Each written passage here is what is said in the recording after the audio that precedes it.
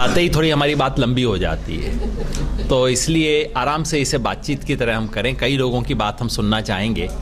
और अब मैं इसमें कुछ बात कहना चाहता था। माफ़ कीजिएगा, मैंने दूसरी बार माइक हथिया लिया है, क्योंकि पहली बार मैं सिर्फ आपको वेलकम करना चाहता था और एक सवाल रखना चाहता था। अब मैं कुछ अपनी बात कहना चाहता हूँ। आप सबकी बात से सुन के, समझ के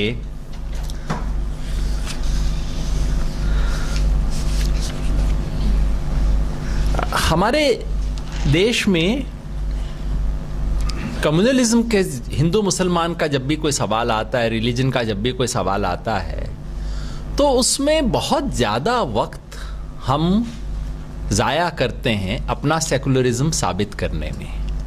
और मैं देखता हूँ बहुत ज़्यादा बातचीत में, और हमारे मुल्क की कमज़ोरी की निशानी है कि 100 साल बाद भी हम अपना एक दूसरे का, मुल्क का सेकुलरिज्म साबित करने में बार बार बहुत वक्त लगाते हैं।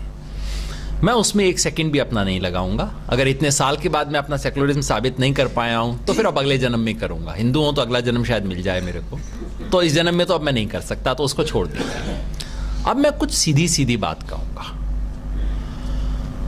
पिछले कुछ महीनों में इस देश में 2 कानून की बात हुई। एक जो सारे देश में इस टाइम चल रहा है, जिस पे बातचीत हो रही है। दूसरा जिसके बारे में मैं कहीं सुनता नहीं हूं। एक है यूनिफॉर्म सिविल कोड, जो मैंने कहा बिल्कुल बदनीयती से लाया गया, इसमें कोई शक ही नहीं हो सकता। उत्तर प्रदेश चुनाव से पहले माहौल को गर्म करने और कुल मिला के बीजेपी को फायदा पहुंचाने की नीयत से इस पे चर्चा शुरू हुई। मैं आपको यकीन दिला सकता हूं, आमतौर पे मैं ये लैंग्वेज इस्तेमाल नहीं करता, लेकिन मैं हलफनामे पे लिख के दे सकता हूं, मोदी सरकार यूनिफॉर्म सिविल कोड कतई नहीं लाएगी। उसको एक पैसा इंटरेस्ट नहीं है लाने में, उसे सिर्फ इस पे चर्चा करवाने में इंटरेस्ट है। उत्तर प्रदेश चुनाव के 6 महीना पहले ये शगुफा छोड़ दो, और मुझे पता है कि क्या क्या होगा, और वो होने में ही मेरा इंटरेस्ट है। तो मैंने लिफाफा आपको सामने रख दिया। मुझे पता है कि आप सब लिफाफे का रंग देख के भड़केंगे, और फिर चर्चा सिर्फ लिफाफे पे होगी। उस लिफाफे के मजमून को खोल के कोई देखेगा नहीं, क्योंकि मजमून तो उसमें है ही नहीं कुछ भी। और इतने में उत्तर प्रदेश चुनाव निकल जाएगा। उसके बाद किसने यूनिफॉर्म देखा, किसने सिविल देखा, किसने कोड देखा, सब खत्म हो जाएगा। तो एक तो वो है जिस पे अब लाखों सिग्नेचर हो रहे हैं, सारी तरफ बात हो रही है। मैं कोई all India Muslim law personal board पे टिप्पणी करने वाला मैं कौन होता हूं, मैं जानता नहीं, और बिना जाने बहुत ज्यादा टिप्पणी करनी नहीं चाहिए। मैं सिर्फ एक बात कहता हूं, अगर ये सारी चर्चा शुरू करवाने से पहले अमित शाह के मन में कोई भी मंसूबा रहा होगा, तो वो मंसूबा कामयाब हो चुका है। आगे कुछ भी हो, बनाना ना उसको है, ना किसी को है, ना किसी को कोई आइडिया है, किसी के मन में कुछ है ही नहीं। अब अंदर तो कुछ है नहीं, लिफाफा खाली है, हो गया। दूसरा, इस देश में कानून पे चर्चा हो रही है जो बनने वाला है, जो नरेंद्र मोदी बनाएगा वो कानून। मैं अगर इस कमरे में भी पूछ लूं, और यहां तो बिल्कुल चुनिंदा लोग आए हैं, मुझे लगता है कम से कम आधे लोगों को उसके बारे में पता नहीं होगा। हिंदुस्तान का सिटीजनशिप एक्ट चेंज होने वाला है। आज तक आपके मुल्क के सिटीजनशिप एक्ट में, और या इस मुल्क के किसी भी कानून में कभी ये नहीं कहा गया था कि फला रिलीजन वालों को मिलेगा, फला रिलीजन वालों को नहीं मिलेगा। पहली बार आपके मुल्क की सिटीजनशिप का क्राइटेरिया बदला जा रहा है। और क्या है वो, कि ठीक है आप इस मुल्क में पैदा हो गए, तब तो हो ही गए, तब तो आपको कोई दुनिया में किसी भी मुल्क में अगर आप पैदा हो जाओ तो आपको सिटीजनशिप से तो निकाला नहीं जा सकता। सिटीजनशिप एक्ट सिर्फ ये डिफाइन करता है कि अगर आप बाहर से आते हो तो आपको मिलेगी सिटीजनशिप या नहीं मिलेगी। हिंदुस्तान का सिटीजनशिप एक्ट दुनिया के बाकी मुल्कों की तरह अलाउ करता रहा है कि आप बाहर से आ सकते हैं, सिटीजन बन सकते हैं, आपको अप्लाई करने की जरूरत है, वगैरह वगैरह। पहली बार अमेंडमेंट उसमें यह किया जा रहा है कि अगर आप पाकिस्तान, बांग्लादेश और अफगानिस्तान के सिटीजन थे और हिंदुस्तान में आना चाहते हैं, आपको परमिशन मिलेगी, बशर्ते आप हिंदू हो, सिख हो, पारसी हो, क्रिश्चियन हो, बुद्धिस्ट हो। क्या नहीं लिखा गया? कौन से 3 देशों का नाम लिया गया? नेपाल का इसमें नाम नहीं है, श्रीलंका का नाम नहीं है। और क्या जस्टिफिकेशन दिया जा रहा है? हम उन मुल्कों की सताई हुई माइनॉरिटीज को पनाह देने के लिए तैयार हैं। मतलब क्या है? बांग्लादेश में कितने सिख रहते हैं साहब?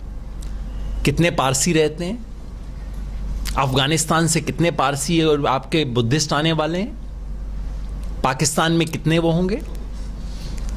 मोटे तौर पे जो कहा जा रहा है वो ये कि हिंदुस्तान में आपका स्वागत है, बशर्ते आप हिंदू हो, और भाई अगर मुसलमान हो तो प्लीज थैंक यू, जरा बाहर ही रहना। इस बात को पहली बार आपके मुल्क के कानून में लाया जा रहा है। अब मैं जो सवाल पूछना चाहता हूं वो ये कि हिंदुस्तान में सेकुलरिज्म की बात करने वाले लोगों को, हिंदुस्तान में मुस्लिम इंटरेस्ट को प्रोटेक्ट करने की बात करने वाले लोगों को, इन दोनों में से किस चीज पे ज्यादा बात करनी चाहिए थी? या कम से कम दोनों पे बात करनी चाहिए थी या नहीं? ऐसा क्यों होता है कि जो मोदी करने नहीं जा रहा उस पे सारी बात होती है, और जो एक्चुअली होने जा रहा है आपकी पार्लियामेंट्री कमेटी अप्रूव कर चुकी है, और उसका विरोध आज तक सिर्फ एक संगठन ने किया है। मतलब मैं अपने संगठन को उसमें अभी गिन नहीं रहा हूं, हम छोटी पार्टी है, छोटा संगठन है, उसको छोड़ दीजिए। उसका विरोध सिर्फ आसाम की हिंदू मूवमेंट जो हैं, हिंदू इसलिए कि ज्यादातर हिंदू थे, आसू वगैरह जो मूवमेंट है, आसाम आंदोलन की जो स्टूडेंट यूनियन थी, उन लोगों ने आज तक उसका विरोध किया है। कहीं मुल्क में मैंने इस पे चर्चा नहीं सुनी। ये इस देश की सेकुलर पॉलिटिक्स की, आप उनके प्रति उदार होना चाहते हैं तो कमजोरी कह लीजिए, और अगर कभी कभार गुस्सा आए तो कह दीजिए पाखंड है। और कम से कम इस कमरे में हमें खुल के इन चीजों पे बात करनी चाहिए। ये जो कुछ चीजें जो आज की बहस में आई, उस पे जाहिर है कोई बहस नहीं हो सकती, इसमें कोई शक नहीं है कि ये बिल्कुल बदनीयती से लाया गया चर्चा है। लेकिन क्या सिर्फ उस बिना पे किसकी क्या नीयत से कौन क्या ला रहा है, क्या हम सिर्फ उसी पे इंट करेंगे? दूसरे की नीयत का मतलब मैं अपनी समझदारी छोड़ दूंगा?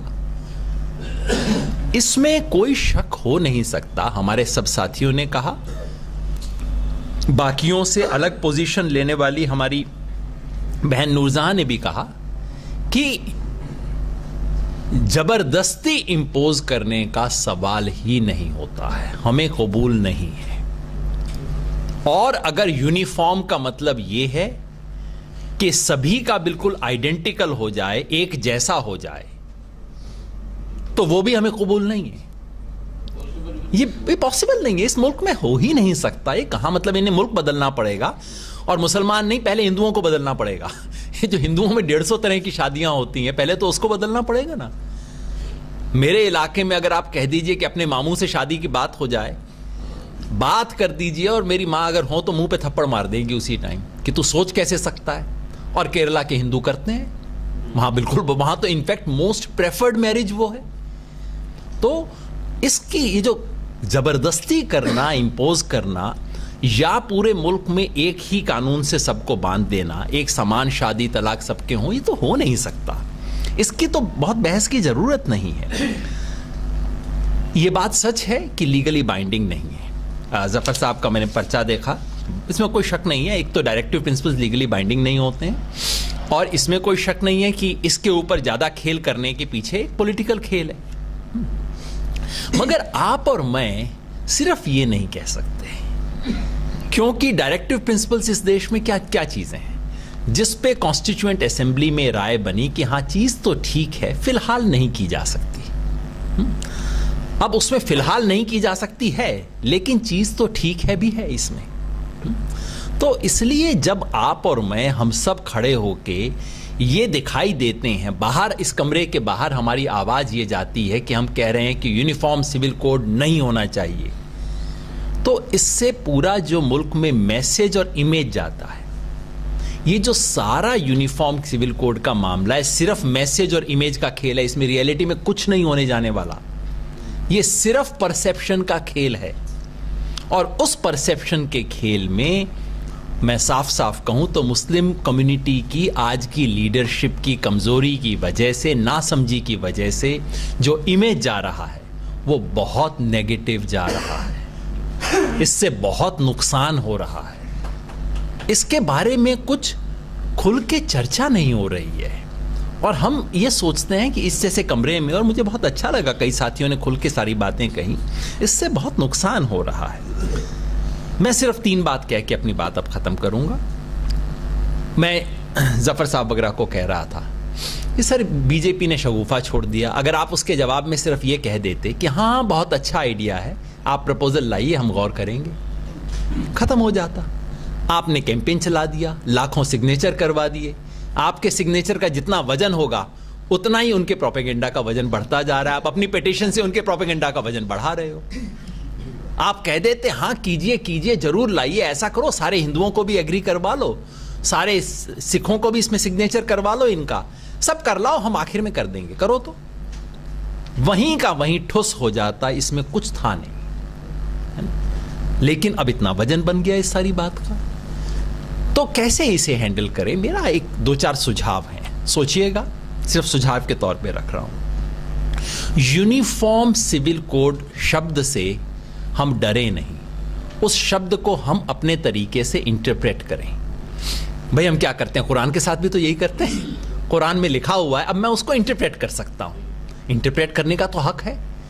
मैं कहता हूं कि अगर वो सेम चाहते सबके लिए तो सेम ना लिख देते। यूनिफॉर्म के 2 अलग अलग मतलब हो सकते हैं, एक आइडेंटिकल, दूसरा कॉमन। वो आइडेंटिकल वाले से मेरे को कोई मतलब नहीं है, वो इस मुल्क का नहीं हो सकता। अगर आइडेंटिकल चाहते तो कॉन्स्टिट्यूशन मेकर लिख देते ना आइडेंटिकल, वो कह देते ना 1 सिविल कोड। उन्होंने यूनिफॉर्म शब्द का इस्तेमाल किया है। इस मुल्क में यूनिफॉर्म का मतलब सिर्फ और सिर्फ ये हो सकता है कि कॉमन प्रिंसिपल्स होंगे उसके। एक बहुत खूबसूरत, जो एनवायरमेंटल नेगोशिएशंस होते हैं उसमें बड़ा सुंदर एक शब्द बना है, shared but differential responsibilities. Hindustan में यूनिफॉर्म सिविल कोड का मतलब सिर्फ ये हो सकता है shared principles but differential laws. Principles common हो, एक्सप्रेशन अलग अलग होगा, कहीं मेहर है कहीं नहीं है, अलग अलग तरह से होगा। ये बनाना होगा हमारे को, जिसका मतलब है कि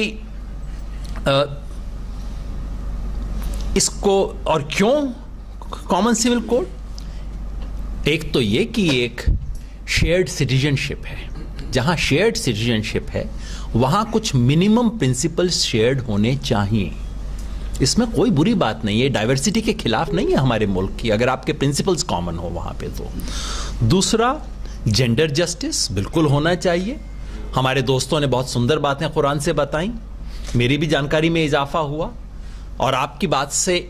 लेकिन जो दूसरी बात जो थोड़ी अनकही रह गई वो ये कि उन खूबसूरत लफ्जों में और हकीकत में जमीन आसमान का फर्क। और दुनिया के हर रिलीजन में होता है, सिर्फ इस्लाम में नहीं।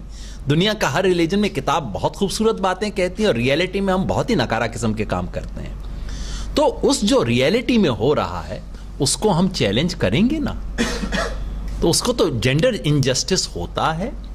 मैं अपने कुछ साथियों की बात से इत्तेफाक नहीं रखता, मुझे कहना पड़ेगा।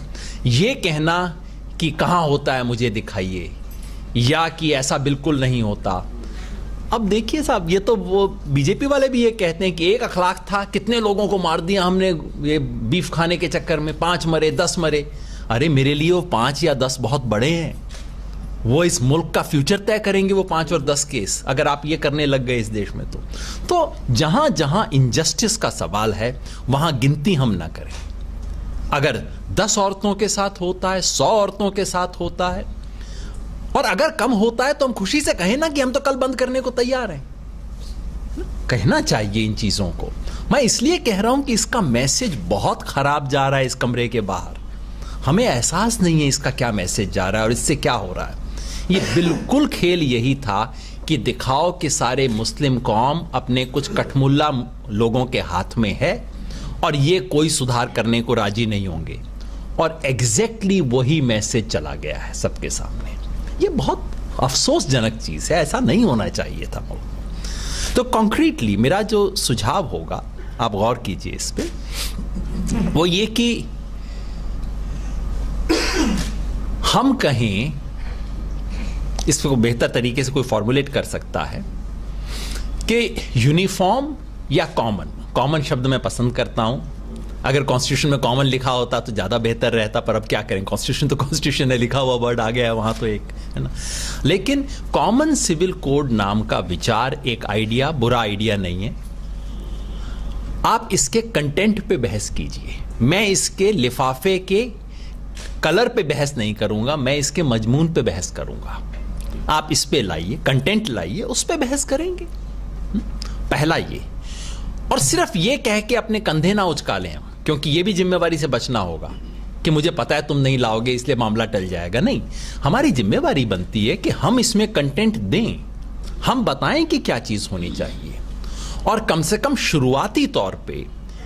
और सिर्फ मुस्लिम्स वाला लिस्ट ना करें, मुस्लिम्स में और हिंदूज में और ऐसी 8-10 जो प्रैक्टिसेस इस देश के तमाम रिलीजन्स में हैं, उनको लिस्ट करके हम कहें, जैसे ट्रिपल तलाक हुआ, ऐसे 5-7 प्रैक्टिसेस इस मुल्क में रजिस्टर कीजिए, आप लिस्ट कीजिए, कहिए भैया इन 10 पे तो हम चाहते हैं एकदम बैन लगा दिया जाए, ये 10 को पहले बंद किया जाए, फिर हम कॉमन प्रिंसिपल्स इवॉल्व करेंगे। और कॉमन प्रिंसिपल इवॉल्व करने के लिए हम सब लोग मिलकर अपना एक प्रपोजल बनाएं। आज से 25 साल पहले एसपी साठे साहब थे, एक लीगल ज्यूरिस्ट, बहुत अच्छा काम किया था, बहुत लीडिंग सेकुलर ज्यूरिस्ट थे देश के। उन्होंने एक ड्राफ्ट बनाया था। अब मुझे बहुत खुशी हुई आप लोगों ने एक ड्राफ्ट इसके लिए कोडिफाई करने के लिए बनाया है। सो बजाय कि एक यूनिफॉर्म सिविल कोड का हम ड्राफ्ट बनाएं, इसकी बजाय सारे रिलीजन्स में क्या क्या अमेंडमेंट होने चाहिए, उनके मुस्लिम लॉ का कोडिफिकेशन हो, और जो ऑलरेडी कोडिफाइड हैं उनकी जो गलत प्रैक्टिसेस हैं उनको हम कैसे कैसे रिवाइज करें, इसके बारे में हम कॉन्क्रीट पॉजिटिव प्रपोजल लेके आए, तब इनका मुंह बंद होगा। इनका मुंह बंद हो, लेकिन सिर्फ इनका मुंह बंद करना हमारा काम नहीं है। इनका मुंह बंद करना और अपने घर में इंसाफ करना, सच्चाई ईमान के रास्ते पे चलना, दोनों पे चल सकते हैं। ऐसा मेरा सुझाव था। माफ कीजिएगा थोड़ा ज्यादा वक्त ले लिया, लेकिन मैं बहुत स्ट्रांगली इस चीज के बारे में महसूस कर रहा था, लेकिन मैं नहीं चाहता that I should have the final word. So Zafar साहब should speak, he is more knowledgeable than I am. आप इसके बारे में कुछ बताएं, और फिर जो साथियों ने सवाल पूछने हो, कुछ स्पीकर्स हमारे पहले से सेशन के मौजूद हैं, उनसे भी कुछ बातचीत करनी हो, सवाल हो तो बताएं।